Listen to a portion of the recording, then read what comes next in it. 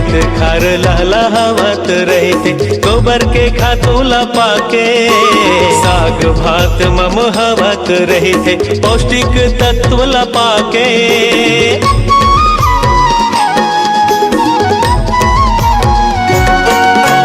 खेत खार लहलहावत रहते, गोबर के खातूला पाके साग भात ममहावत रहते, पौष्टिक तत्व ला पाके।